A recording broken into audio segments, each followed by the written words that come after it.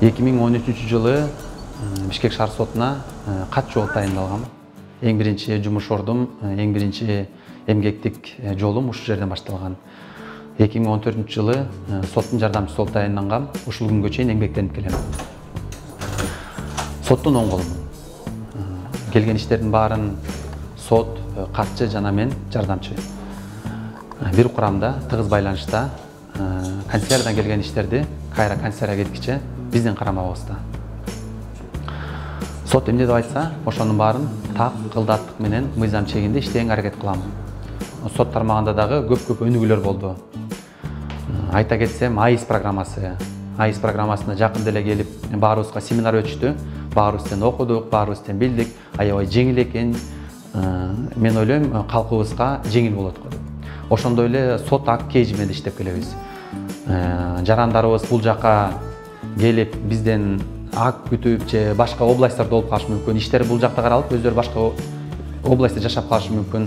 Бирок аяктан бияка келгенине алыстыгына байланыштуу кандайдыр бир себептерден келе албай калышын эметпес үчүн биз ак сот кейжиден жарандарыбыз өлкөнүн, даже дүйнөнүн каалаган бурчунан өздөрүнө тийиштүү болгон иштерди көрүп алышат. Иш кайсы күнгө жылды, каралып бүттүбү, кайсы стадияда келатат, ошонун баарын жарандарыбыз карай алышат.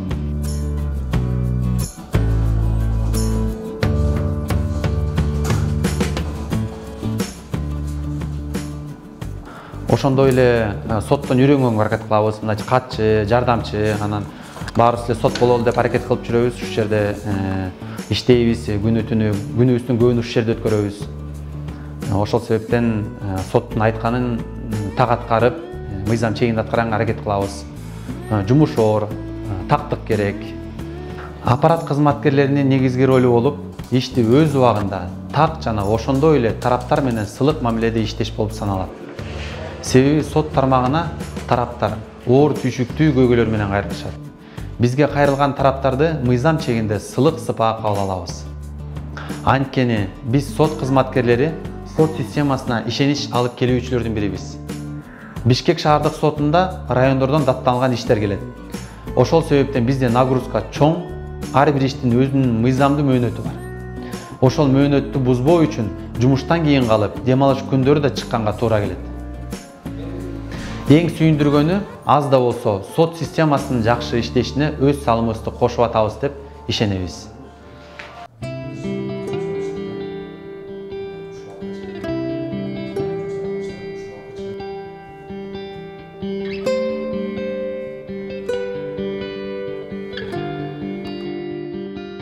Өзүм кичинекей кезден бери эле ыр жазам. Кара сөздү.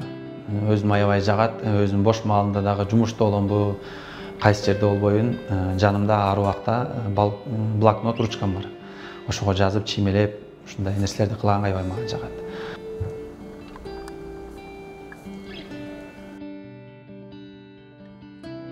Сот тармагы калыстыктын белгиси. Ак ийилет, бирок сынбайт негизи.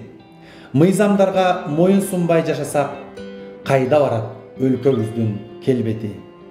Күчтүү өлкө курам десең урпакка, жаман ишке мойнуң менен булганба.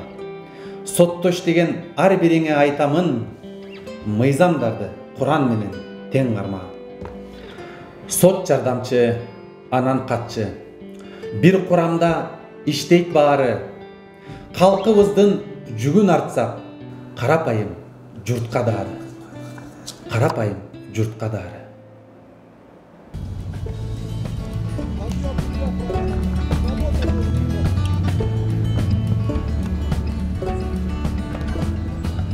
Өзүм Бишкек шаар сотуна жаңы келгенден бери эле футболду аркалап келем, футбол ойнойм. Бишкек шаардык сотунун ошондо курама командасынын капитаны болчумун, азыркы убакытча эле капитанымын.